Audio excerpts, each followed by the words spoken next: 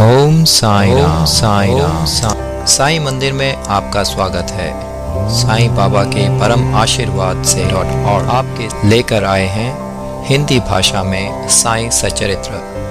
हम आशा करते हैं कि बाबा की दया दृष्टि हम सभी पर बनी रहे और उनका स्नेह हम सबको प्राप्त होता रहे।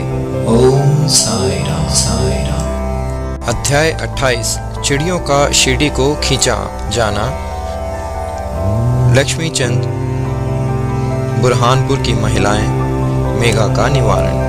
प्राकथन। श्री साईं अनंत हैं। वे एक चींटी से लेकर ब्रह्मांड पर्यंत सर्वभूतों में व्याप्त हैं। वेद और आत्म विज्ञान में पूर्ण पारंगत होने के कारण वे सद्गुरु कहलाने के सर्वथा योग्य हैं। चाहे कोई कितना ही विद्वान क्यों न हो, परंतु यदि वह अपने शिष्य की जागृति कर उसे आत्म स्वरूप का दर्शन ना करा सके तो उसे सद्गुरु के नाम से कदापि संबोधित नहीं किया जा सकता।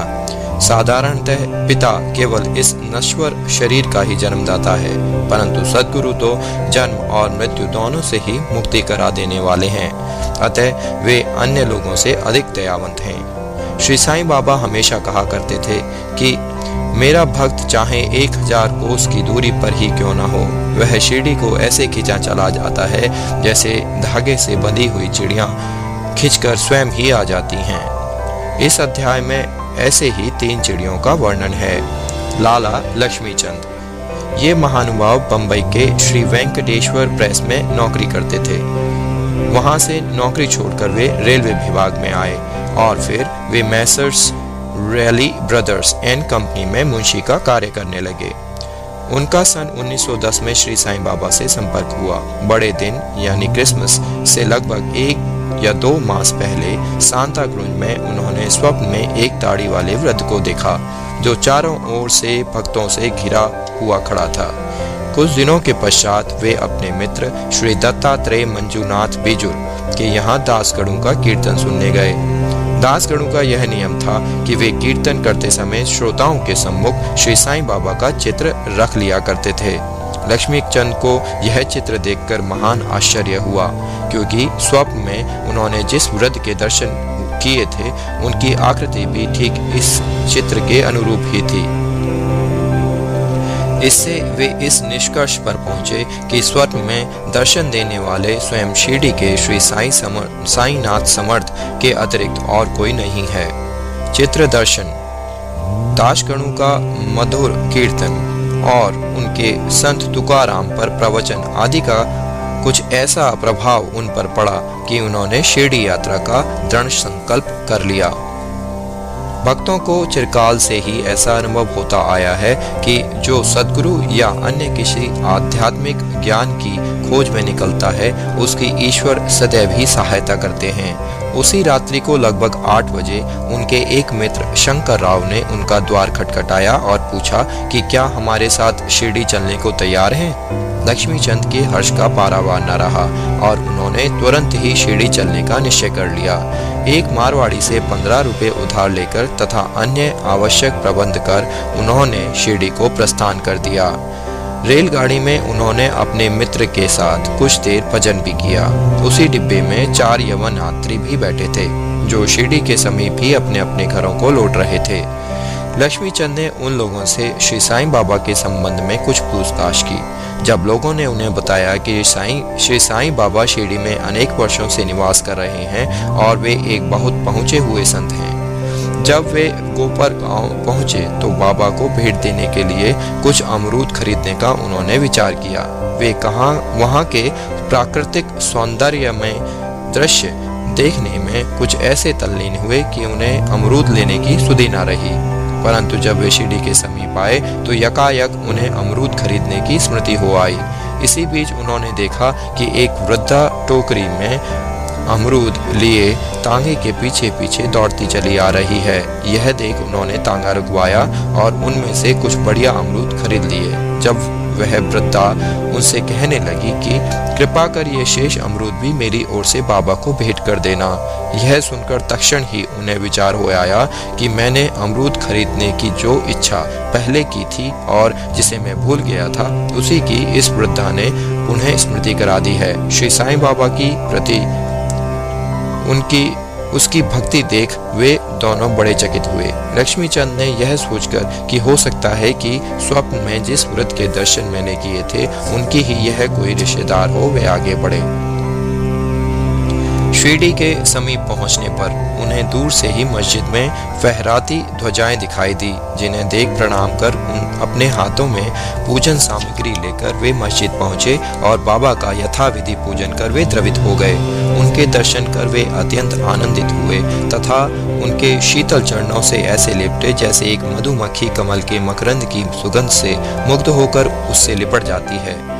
तब बाबा ने उनसे जो कुछ कहा उसका वर्णन हेमबांट पंत ने अपने मूल ग्रंथ में इस प्रकार किया है। साले रास्ते में भजन करते और दूसरे आदमी से पूछते, दूसरे से क्या पूछना, सब कुछ अपनी आंखों से देखना, काहे को दूसरे आदमी से पूछना, सपना क्या झूठा है या सच्चा, कर लो अपना विचार आप, मारवाड़ी से उधार लेने की क्या जरूरत थी, हुई क्या मुराद पूरी। ये शब्द सुनकर उनकी सर्वव्यापकता पर लक्ष्मीचंद को बड़ा अचंभा हुआ। वे बड़े लज्जित हुए कि घर से शिरडी तक मार्ग में जो कुछ हुआ उसका उन्हें सब पता चल गया है। इसमें विशेष ध्यान देने योग्य बात केवल यही है कि बाबा यह नहीं चाहते थे कि उनके दर्शन के लिए कर्ज लिया जाए या तीर्थ यात्रा में छुट्टी मनाई जाए। साजा यानी उपमा। दोपहर के समय जब लक्ष्मीचंद भोजन को बैठे तो उन्हें एक भक्त ने सांझे का प्रसाद ला कर दिया, जिसे पाकर वे बड़े प्रसन्न हुए।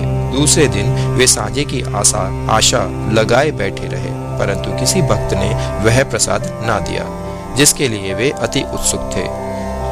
तीसरे दिन दोपहर की आरती पर बापू साहेब जोग ने बाबा से पूछा कि नैवेद्य के लिए क्या बनाया जाए। तब बाबा ने उन्हें सांझा लाने को कहा। भक्तगण तो बड़े बर्तनों में सांझा भरकर ले आए। लक्ष्मीचंद को भूख भी अधिक लगी थी, साथ ही उनकी पीठ में भी दर्द था। बाबा ने लक्ष्मीचंद से कहा, हेमांड पंत ने मूल ग्रंथ में इस प्रकार वर्णन किया है, तुमको भूख लगी है, अच्छा हुआ, कमर में दर्द भी है, लो अब सांझे की ही करो दवा। उन्हें पुनः अचंभा हुआ कि मेरे मन के समस्त विचारों को उन्होंने जान लिया है। वस्तुतः वे सर्वज्ञ हैं। कुदृष्टि। इसी यात्रा में एक बार उनको चावड़ी का जुलूस देखने का भी सौभाग्य प्राप्त हो गया। उस दिन बाबा कफ से अधिक पीड़ित थे। उन्हें विचार आया कि इस कफ का कारण शायद किसी की नजर लग गई हो। दूसरे दिन प्रातःकाल जब बाबा मस्जिद को गए तो श्यामा से कहने लगे कि कल जो मुझे कफ से पीड़ा हो रही थी उसका मुख्य कारण किसी की कुदृष्टि ही है। मुझे तो ऐसा प्रतीत होता है कि किसी की नजर लग गई हो, इसलिए यह पीड़ा मुझे हुई है। लक्ष्मीचंद के मन में जो विचार उठ रहे थे वही बाबा ने भी कह दिए। बाबा की सर्वज्ञता के अनेक प्रमाण तथा भक्तों के प्रति उनका स्नेह देखकर लक्ष्मीचंद बाबा के चरणों पर गिर पड़े और कहने लगे कि आपके प्रिय दर्शन से मेरे चित्त को बड़ी प्रसन्नता हुई है। मेरा मन मधुप आपके चरण कमल और भजनों में ही लगा रहे।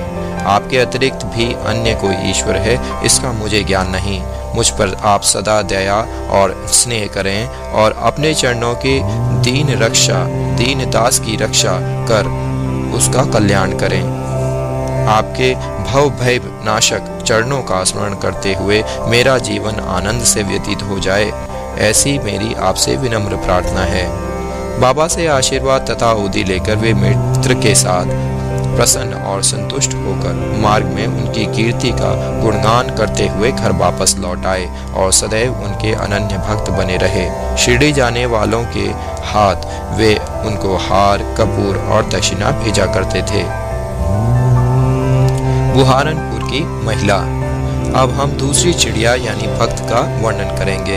एक दिन बुरहानपुर में एक महिला ने स्वप्न में देखा कि श्री साईं बाबा उनके द्वार पर खड़े भोजन के लिए खिचड़ी मांग रहे हैं।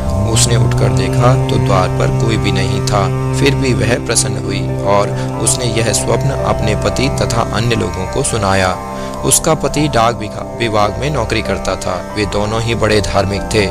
जब उनका स्थानांतरण अंकोला को हुआ तो दोनों ने शिरडी जाने का भी निश्चय किया और एक शुभ दिन उन्होंने शिरडी को प्रस्थान कर दिया। मार्ग में गोमती तीर्थ होकर वे शिरडी पहुंचे और वहां 2 माह तक ठहरे। प्रतिदिन वे मस्जिद जाते और बाबा का पूजन कर आनंद से अपना समय व्यतीत करते थे।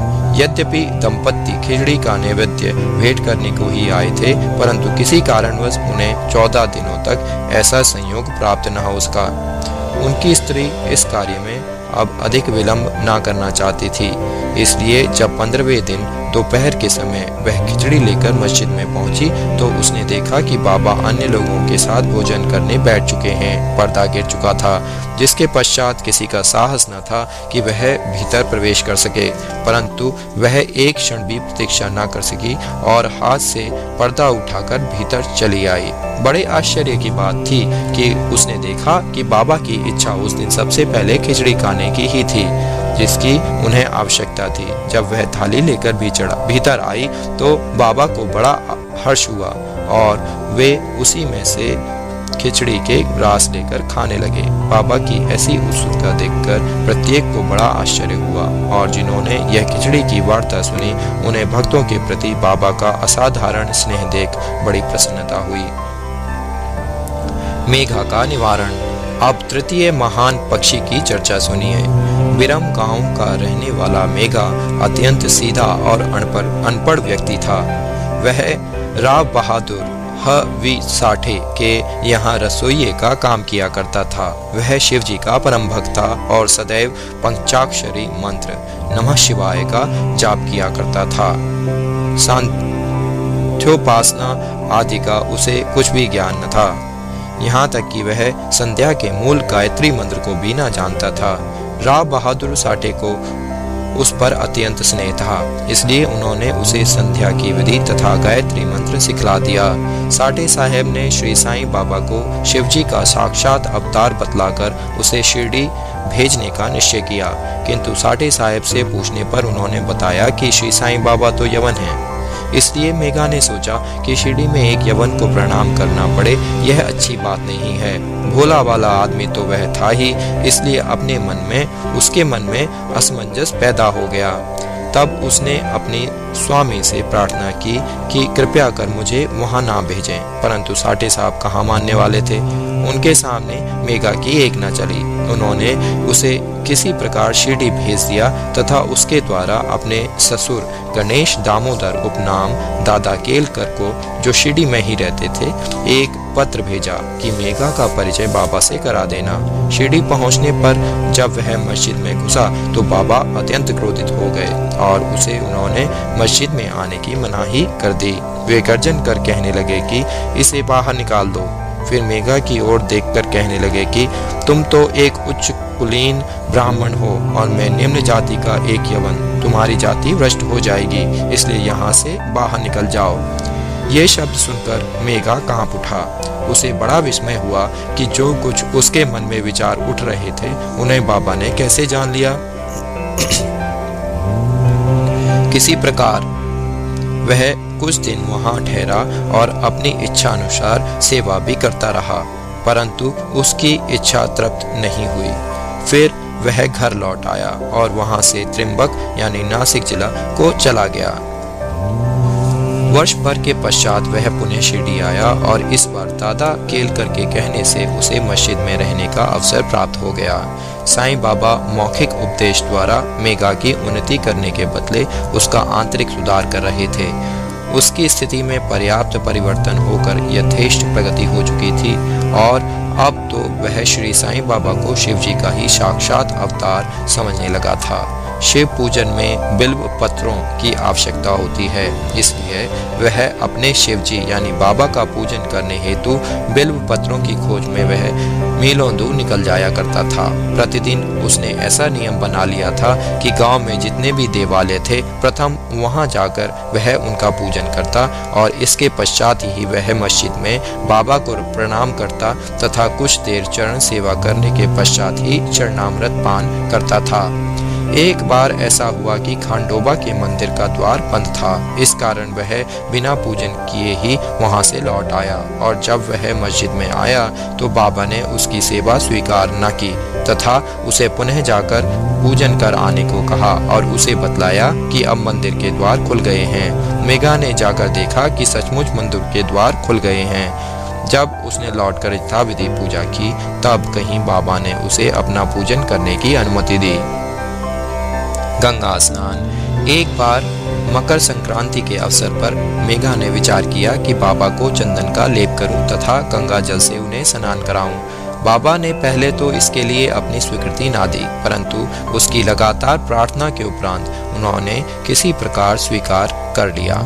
गोदावरी नदी का पवित्र जल लाने के लिए मेघा को 8 कोस का चक्कर लगाना पड़ा। वह जल लेकर लौट आया और दोपहर तक पूर्ण व्यवस्था कर ली। तब उसने बाबा को तैयार होने की सूचना दी। बाबा ने पुनः मेघा से अनुरोध किया कि मुझे इस झंझट से दूर ही रहने दो, मैं तो एक फकीर हूँ, मुझे गंगा जल से क्या प्रयोजन। परंतु मेघा कुछ सुनता ही न था। मेघा की तो यह दृढ़ धारणा थी कि शिव जी गंगा जल से अधिक प्रसन्न होते हैं, इसलिए ऐसे शुभ पर्व पर अपने शिव जी को स्नान कराना हमारा परम कर्तव्य है।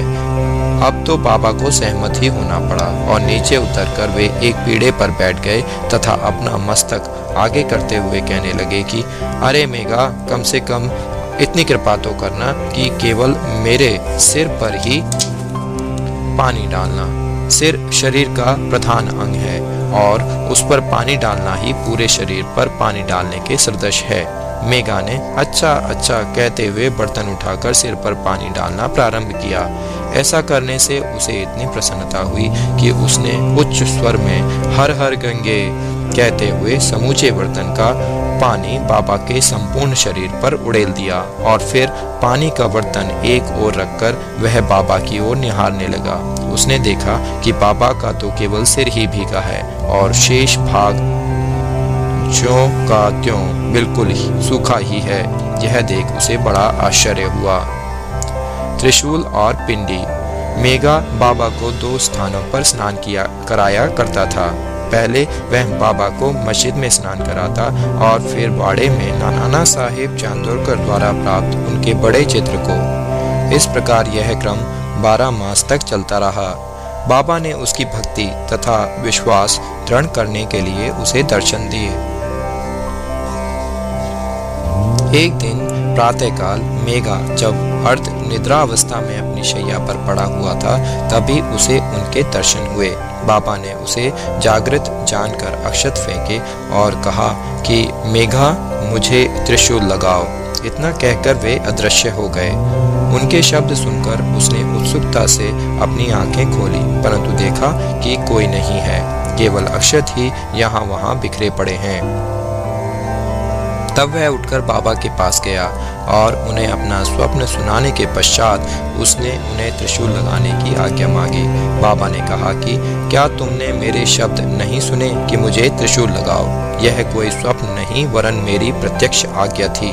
मेरे शब्द सदैव अर्थपूर्ण होते हैं, थोथे पहुँचे नहीं। मेघा कहने लगा कि आपने दया कर मुझे निद्रा से तो जागृत कर दिया है, परंतु सभी द्वार पूर्ववत ही बंद देखकर मैं मूढ़मति भ्रमित हो उठा हूँ कि कहीं स्वप्न तो नहीं देख रहा था।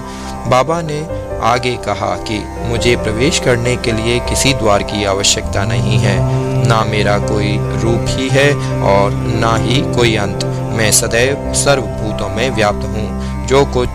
जो मुझ पर विश्वास रखकर सतत मेरा ही चिंतन करता है, उसके सब कार्य मैं स्वयं ही करता हूँ और अंत में उसे श्रेष्ठ गति देता हूँ।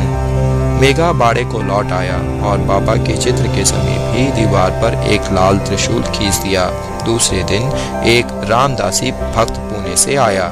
उसने बाबा को प्रणाम कर शंकर की एक पिंडी भेंट की।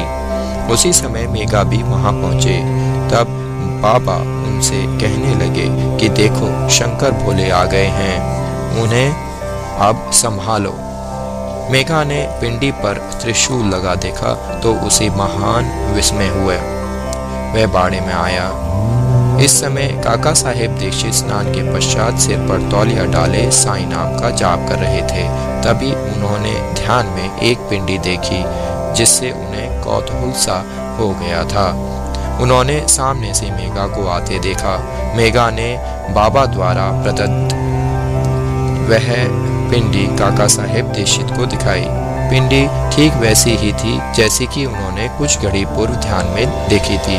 कुछ दिनों में जब त्रिशूल का खींचना पूर्ण हो गया तो बाबा ने बड़े चित्र के पास, जिसका मेघा नित्य पूजन किया करता था, ही उस पिंडी की स्थापना कर दी।